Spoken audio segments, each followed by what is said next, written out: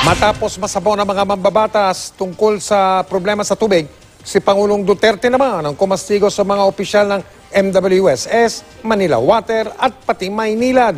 Ito po mga kapuso, may banta pa sa kanila ang Pangulo. Nakatutok si Sandra Aguinaldo. Sa isang pulong sa Malacanang kahapon, pinagbantaan daw ng Pangulo ang mga opisyal ng MWSS na umayos at kung hindi ay sisibakin sila. Sa statement ni Presidential Spokesperson Salvador Panelo, hindi na raw pinakinggan ng Pangulo ang paliwanag ng mga opisyal ng MWSS at water concessionaire sa problema sa tubig. Magdadahilan lamang daw naman ang mga ito.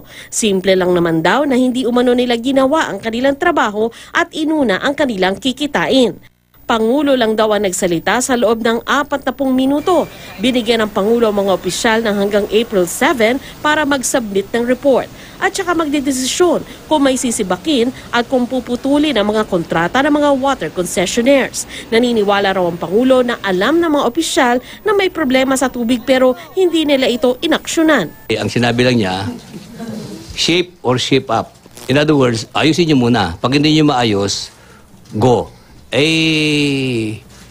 Pinagbibigyan naman kaming ayusin eh. Kaugnay naman sa umunay banta ng Pangulo na puputulin ang kontrata sa Maynilad at Manila Water, may proseso para rito na nakasaad sa concession agreement. Sa Section 10 ng kasunduan, sinasabing maaring ma-terminate ang kasunduan kung mabigo ang concessionaire na tuparin ang obligasyon nito.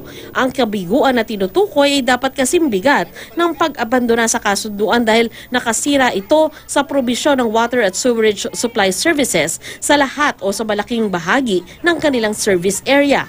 At kung ang kabiguang ito ay nagpatuloy ng hindi bababa sa 30 araw matapos ang written notice mula sa Regulatory Office. Hindi malinaw kung bakit pati ang Maynilad na hindi naman nagkaproblema sa tubig ay kasama sa napagbantaan. Sabi naman ng Manila Water, 90 hanggang 95% na ibalik na ang tubig sa mga apektadong lugar.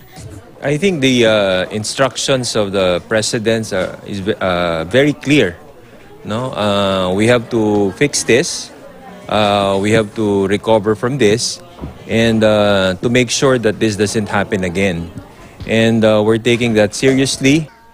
Pinaglalaanan din daw nila ng atensyon ang 11 barangay na umaasa pa rin sa rasyon ng tubig. Sandra Aguinaldo, Nakatutok, 24 Oras.